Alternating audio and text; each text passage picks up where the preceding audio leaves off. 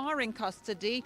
Both of them had been living in the suburbs north of Paris. One of them, a 34-year-old man, an Algerian national, had been arrested at Charles de Gaulle airport on Saturday night as he was preparing to board a flight to Algeria on a one-way ticket. He was previously known to police for theft. The other one, a 39-year-old man who had previously been convicted of theft in 2004 and 2018. So the investigation continues. What if the most sensational museum robbery in history just dropped a brand new video clip on the internet? In this episode, we'll walk you through the stunning new footage of the Louvre heist that's already gone viral, showing a stolen crane slicing through the museum's galleries in broad daylight. We'll unpack who the suspects are. 2 of the 4 are already in custody, one even caught on a flight out of the country, and reveal what the latest investigations are uncovering. Joined by a retired FBI art crime specialist, we'll explain why this $100 million jewelry theft feels like a Hollywood script yet is all too real. Stick around as we pull back the curtain on the Louvre heist everyone's talking about. Imagine strolling through the marble halls of the Louvre, the great glass pyramid framing the past and the present, feeling the hum of thousands of visitors, each drawn to masterpieces that have stood the test of time.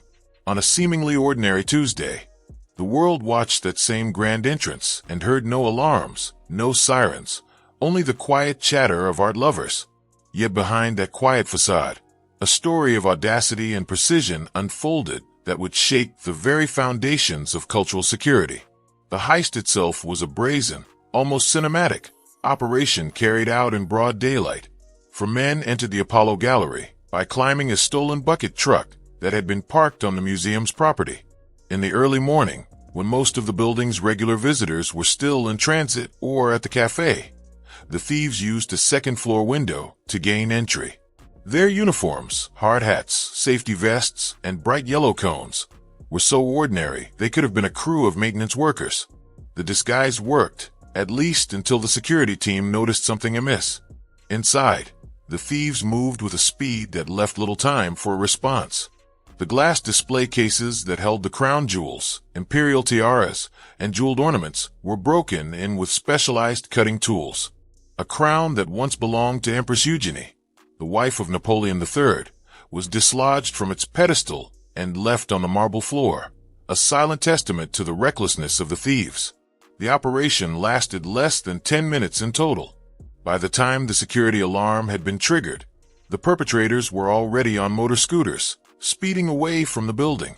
When the alarms went off at 9:34 a.m., staff at the museum's control room radioed the command center, and within 3 minutes police had arrived on scene. The director of the Louvre testified before the French Senate that the museum's surveillance system was plagued by a lack of cameras around its perimeter. A major renovation was slated to overhaul the security infrastructure, but the project had not yet begun.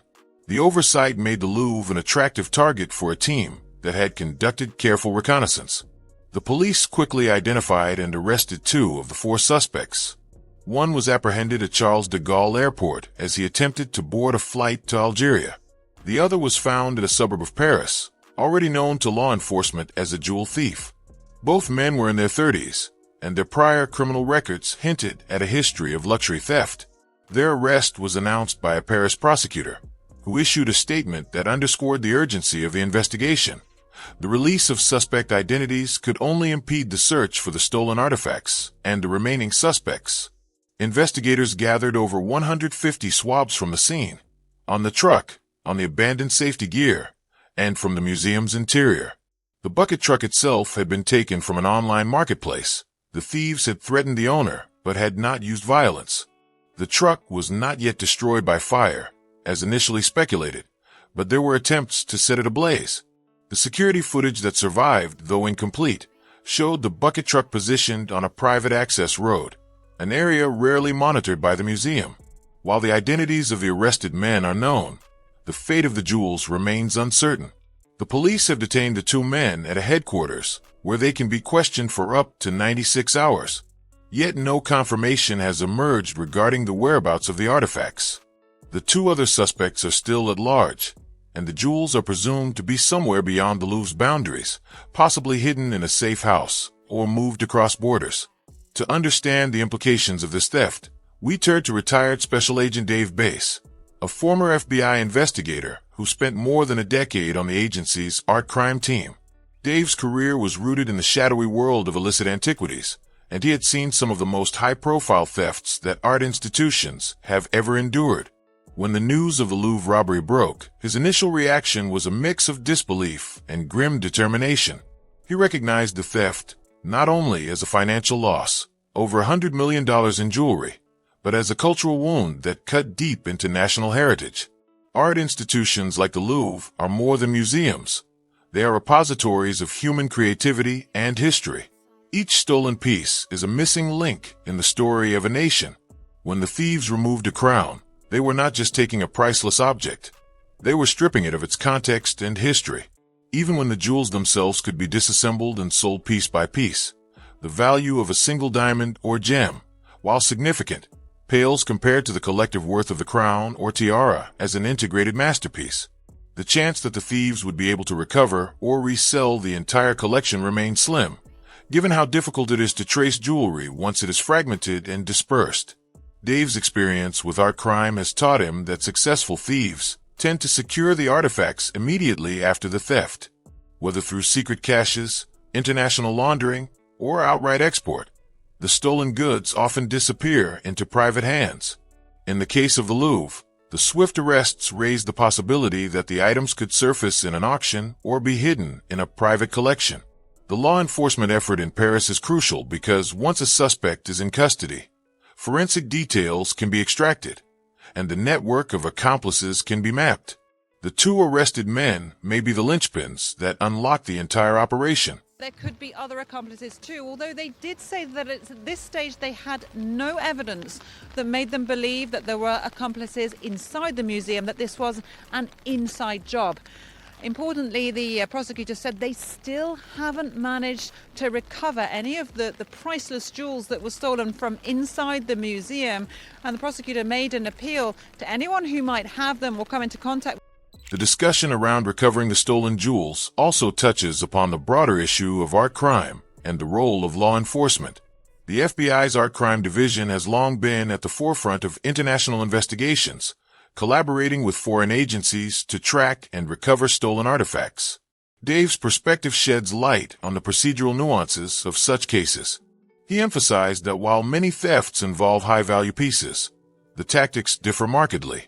The Louvre robbery, with its rapid entry, precise timing, and unorthodox escape method, stood out among the heists he had investigated. The perpetrator's rehearsed approach and choice of a public venue during a busy day illustrated an unsettling confidence. In interviews, Dave highlighted how such crimes often require inside information or detailed surveillance. He speculated that the thieves might have had a privileged source, someone within the museum's maintenance crew, who guided them to the most vulnerable spots. This inside knowledge would explain their impeccable timing and the fact that the museum's ordinary security staff did not anticipate the breach. It also raises questions about the depth of the conspiracy. If the thieves had insiders, then the remaining suspects may still be hiding within the same network. For the French authorities, the two arrests signify a turning point. Police can now dig deeper into the suspects' digital footprints, analyze their financial transactions, and track their movements. If the stolen jewels were indeed taken across borders, the two men's connections with international black markets become a focal point. Art thieves often transport stolen goods to cities where demand for rare gems remains high. Vienna, Geneva, Dubai, where buyers prefer to remain anonymous. The more law enforcement can link the suspects to specific locations, the greater the chance of locating the artifacts. Meanwhile, the Louvre's response to the incident underscores a renewed commitment to safeguarding cultural treasures. Beyond tightening security, the museum has engaged in a public outreach campaign to raise awareness about art crime. The Louvre's own conservation team has begun a meticulous review of all display cases, upgrading protective glass and reinforcing lock mechanisms. In addition, the museum has started a partnership with the French Ministry of Culture to provide real-time monitoring and rapid response protocols for future incidents. These measures reflect a growing global trend where museums, previously considered safe havens, are adopting a proactive stance against sophisticated thefts. At the same time, the public's fascination with art crime has not waned. From the Isabella Stewart Gardner Museum raid in 1990 to the Isabella Museum's high-profile thefts of Renaissance paintings, the narrative surrounding stolen art has become a blend of mystery and moral duty. Dave's role as an advocate for cultural preservation highlights the urgency of this mission. He argues that every lost artifact is a shared human loss that diminishes collective memory. The Louvre's experience is a wake-up call, not just for French authorities, but for museums worldwide. In an era where digital footprints can expose illicit transactions in seconds, the Louvre's experience points to the need for integrated surveillance, real-time data analysis, and international cooperation. It also illustrates the challenges law enforcement faces when balancing public safety with investigative secrecy. The decision to keep suspect identities confidential until enough evidence is amassed speaks to the delicate dance between transparency and strategy. As the investigation continues, the missing jewels remain a mystery, a missing piece in a puzzle that extends beyond the museum's walls. The two arrested suspects may hold keys, clues to the whereabouts of the stolen crowns and tiaras. Their interrogation may unveil a network of accomplices who are still on the run. The stakes are high. Hundreds of millions of dollars in stolen jewelry, priceless cultural artifacts, and the trust that institutions like the Louvre hold in society's collective conscience. And yet, amid the uncertainty, there's a glimmer of hope. Law enforcement in Paris has demonstrated their capacity to mobilize swiftly, gather forensic evidence, and arrest key players. The French police have set up a dedicated task force that works alongside the French Ministry of Culture, the Louvre's own security team, and international partners, such as Interpol and the FBI's Art Crime Division. Their combined expertise may yet bring the stolen artifacts back into the light, restoring not only the jewels, but also the sense of cultural continuity that the Louvre embodies. In the quiet corridors of the museum's archives, the staff has begun cataloging every piece that was missing, marking each with a digital identifier that will help in future recoveries. The Louvre's leadership has pledged to invest in state-of-the-art security, recognizing that the art world is evolving. They have partnered with private security firms that employ biometric access controls, motion sensors, and predictive analytics. The result is a layered defense system that will make future breaches far more difficult, if not impossible. But even as technology advances, the threat remains. Art crime is a global problem that transcends borders. The case of the Louvre reminds us that cultural treasures can be vulnerable, no matter how grand the institution. It is a reminder that behind every museum stone facade lies a complex web of people, systems, and protocols that must be protected. As the story of this heist continues to unfold, it offers a stark lesson. Vigilance, transparency, and collaboration are the only guarantees against the theft of humanity's shared heritage. The weight of those stolen crowns and tiaras extends far beyond their glittering surface. It lies in their status as unbroken relics that have survived centuries of turmoil. When a piece of art or jewelry is extracted from its original context, its value is not simply the sum of its raw materials, but also the story it carries. The gemstones that once dazzled candlelit halls were cut in the European styles of the 16th and 17th centuries, intended to catch the weak, warm glow of candles rather than the sharp glare of modern lamps. Those cuts were deliberate, fragile, and deeply symbolic, to transform them into the modern. 2 suspects have been arrested over the Louvre crown jewel heist, and they are set to be charged now with theft and criminal conspiracy. This has all been confirmed by the Paris prosecutor. Just to remind you, Sunday, October the 19th, as the museum opened for visitors, an audacious raid was carried out, the gang making off with 88 million euros worth of jewels, the French crown jewels, in fact, which are still missing. Well, the Paris prosecutors. Maximally reflective shapes demanded by today's display technologies would mean recutting, or worse, reshaping. Such an act would break a lineage of craftsmanship, erasing the very characteristics that made those jewels unique in their own era. Craftsmen in Israel, India, or the former Soviet republics can technically retool a stone into a new facet arrangement, yet the loss of the original geometry is akin to erasing a chapter of history. A recut gemstone loses the aura of its time, its historical context. When experts talk about recutting these stones, they point out that it requires not only skilled hands, but also a philosophical decision. Should a centuries-old cut be altered to suit contemporary lighting, or should it remain untouched, preserving the integrity of the past? The answer, in most cases, is to preserve. That is why the original stones, intact and unmodified, hold their value far above a simple calculation of gold or diamonds. The idea that the thieves could have demanded a ransom is a narrative that keeps the public imagination in motion. In the world of art napping, a form of robbery that hinges on the threat of a future ransom, there are several layers of complexity. First, there's the sheer appeal of demanding a payment to return a piece that could never be seen in its original setting again. The thieves might have believed that, given the high monetary worth and the symbolic significance of those crowns, wealthy collectors or even governments might be willing to pay a premium to avoid the political fallout of keeping a theft-shrouded object in circulation. Second, there are the legal frameworks that govern ransom negotiations. In the United States, for example, law enforcement has repeatedly warned that public acceptance of ransom demands can inadvertently encourage future kidnappings or heists. The FBI has documented cases where a ransom demand, though ostensibly an attempt to recover stolen property, ultimately creates a larger incentive for other criminals to stage similar operations. The French, too, have taken a hard line on the matter. They have publicly recognized that a security failure occurred and have been clear that any speculation about a potential ransom has to be carefully weighed against legal obligations and the risks of setting a precedent that would encourage future ransom attempts. The contrast with a well-publicized case in the United States illustrates how the approach can differ dramatically depending on jurisdiction. In the U.S., law enforcement agencies sometimes accept a ransom demand as a strategic move, hoping to recover the property without sending a message that ransom is a viable path to obtain high-value artifacts. Yet in France, the response has been more defensive.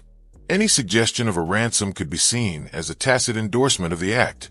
The French Ministry of Culture's immediate acknowledgement that the theft was a failure of the security system was not an admission of complacency, but an exercise in transparency. The Louvre, despite the high stakes of the incident, has long prided itself on having a sophisticated, multi-layered security infrastructure. Yet the heist exposed the gaps that a sophisticated thief could exploit, gaps that appear to have been known to the perpetrators before the night of the theft. A critical part of the conversation is how such artifacts would move through the clandestine world if they were not returned immediately. The underground market for stolen high-profile items is both surprisingly organized and deeply guarded. Art collectors and jewelers in regions like Israel, India, or parts of Eastern Europe have the means to rework old cuts into modern shapes, but they do not typically trade in objects that are as conspicuously valuable as the Louvre crowns. The allure of such pieces is paradoxical. They are rare enough that a legitimate buyer would be unlikely to find them, but rare enough that an illicit market could see a chance to profit from the prestige of owning something so historically significant. Yet the reality is that the police are focusing more intensely on the individuals behind the operation rather than on a hypothetical market that might never materialize. The arrests of 2 of the 4 suspects, who were identified through a combination of forensic analysis, CCTV review, and intelligence sharing with Interpol and the FBI's art crime team, serve as a deterrent. Their apprehension sends a clear signal. Law enforcement is not merely passive. It is actively seeking the network that enabled the theft, whether it was an insider or an external collaborator. Behind the operation's apparent precision lay a meticulous planning process. The thieves timed the breach for the early morning hours, a time when the Louvre's front doors are overwhelmed with the influx of tourists who arrive at 9 a.m, eager to catch a glimpse of the famed masterpieces before the crowds grow denser. At 9:30 a.m, 30 minutes after the surge of visitors, the museum's security focus naturally shifts inward. The staff are tasked with guiding people through the museum's main entrance, checking passports, and monitoring the flow of crowds, which means that the outer security cameras and physical barriers are less scrutinized at that hour. This timing indicates that the thieves had either done an extensive surveillance of the building or had inside knowledge that allowed them to anticipate when the staff would be least vigilant. The getaway strategy further illustrates the level of forethought invested in the operation. After the burglary, the suspects did not bolt in a frantic sprint to an armored van or a high-speed vehicle. Instead, they moved deliberately, at a pace that seemed almost leisurely when watched on the recovered footage. The choice of motor scooters as their escape vehicle is telling. In Paris, scooters blend seamlessly into the morning traffic, providing a low-profile exit route that can navigate narrow streets and traffic congestions that would halt a larger vehicle. This method of escape underscores a broader trend in recent museum heists. Criminals are increasingly employing vehicles that can be easily disguised as ordinary commuters, making their exit almost invisible to the eye of a casual observer. The video evidence shows the thieves stepping onto the street, the scooters following behind them, and a slow, measured exit that gave the security teams a crucial window to respond. A conversation with Dave Bass, a retired special agent from the FBI's art crime team, sheds light on the complexities of handling ransom demands and the intricacies of the underground market. Said this was an ongoing investigation. We also know there are at least 2 more suspects still on the run. DNA samples from at least 4 people were found at the scene by the forensics team, who found more than 150 DNA samples in and around the Louvre at the site of that robbery. And the prosecutors aren't ruling out that. Bass explained that in cases of art napping, where the thieves demand payment to return the items, the legal landscape is fraught with caution. Governments, especially in Europe, have historically avoided acknowledging a ransom demand, not out of pride, but because public acceptance could be interpreted as a willingness to negotiate with criminals, potentially encouraging future kidnappings. In the United States, there have been instances where ransom was paid, but those cases often ended with the thieves surrendering to law enforcement in exchange for leniency, rather than a genuine exchange of money for artifacts. The French approach appears to mirror this careful stance. They have been transparent about the security failure, but have also emphasized that they do not support ransom negotiations that might legitimize the criminal operation. The idea of the stolen pieces circulating in an underground market also serves as a psychological deterrent. The knowledge that high-profile objects like these crowns and tiaras are being monitored by authorities across multiple jurisdictions raises the stakes for anyone considering acquiring them. The arrests of the 2 suspects already demonstrate that law enforcement can identify individuals who may have played a role in the planning or execution of the heist. Their connections to other potential accomplices are being meticulously investigated, a process that involves cross-border cooperation between the French police, Interpol, and the FBI's art crime unit. The fact that the suspects were apprehended is already a public statement that law enforcement will not remain silent in the face of such a blatant breach of national heritage.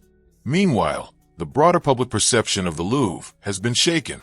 The iconic museum, which attracts more than 30,000 visitors a day, is often seen as a bastion of cultural heritage.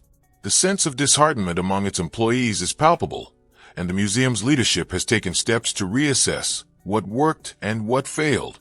The security blind spots identified, especially those along the outer perimeter, highlight a critical vulnerability that can only be addressed by a holistic reevaluation of the Louvre's defensive architecture.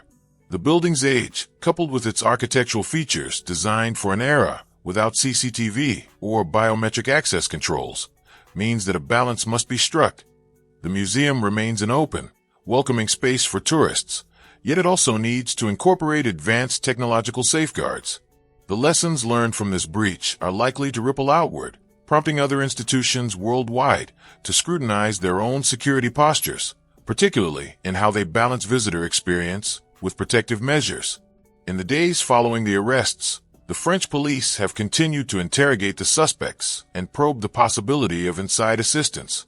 While the thieves' knowledge of the building's weak points and their precise timing suggest that an insider may have played a role, the investigation is far from conclusive.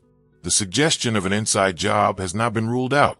The investigators have noted that the thieves' familiarity with specific camera failures and construction crews implies a level of inside knowledge that goes beyond casual casework.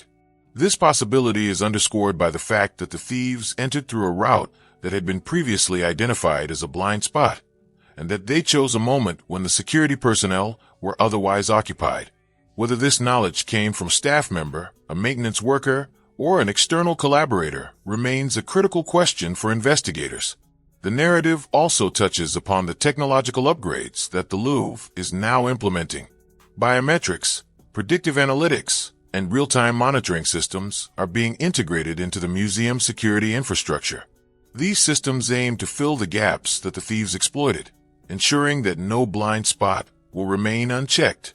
However, such measures must be balanced carefully. The Louvre has long faced the dilemma of being both an open public space and a highly secure environment. With over 30,000 visitors daily, the museum cannot simply lock itself down. The new technology seeks to create a dynamic equilibrium. Visitors can still stroll through the hall of 17th century masterpieces while the system quietly monitors for suspicious activity, alerting staff before an intrusion can occur. The success of this approach hinges on how well the system can discriminate between normal tourist behavior and criminal intent, an area that requires continuous refinement. The broader conversation also highlights the psychological aspects of handling such a high-profile theft. The knowledge that the thieves might have been demanding a ransom, combined with the fact that the stolen pieces are being monitored by authorities, creates an environment in which potential buyers and collectors are less likely to entertain the idea of acquiring stolen artifacts. The French police's transparency about the security breach and the subsequent arrest serve as a warning. The act of kidnapping or napping cultural artifacts is not merely a crime, but a threat to national heritage and identity. The stakes are high, and law enforcement is taking them seriously. In closing, the public's reaction to the theft remains a complex blend of curiosity, anger, and concern.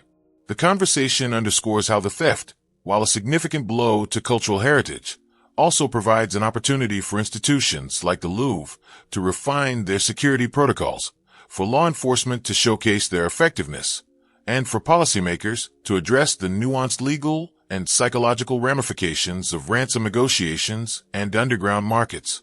The theft of the Louvre crowns has served as a sobering reminder that even the most iconic cultural institutions can be vulnerable to cunning criminals who combine meticulous planning with modern technological expertise. It also illustrates how the public's perception of heritage security can shift dramatically in response to a single high-profile incident.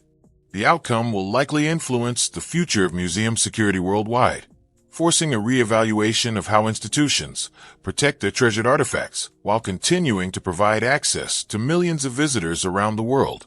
In closing, the theft of the Louvre crowns has underscored the delicate balance between safeguarding cultural treasures and preserving an open, welcoming visitor experience, while simultaneously highlighting the capacity of modern law enforcement networks to rapidly identify and apprehend criminal actors and to deter illicit trade. A lesson that will reverberate across the global museum community and prompt a re-evaluation of security architecture, legal frameworks, and public trust in the stewardship of heritage.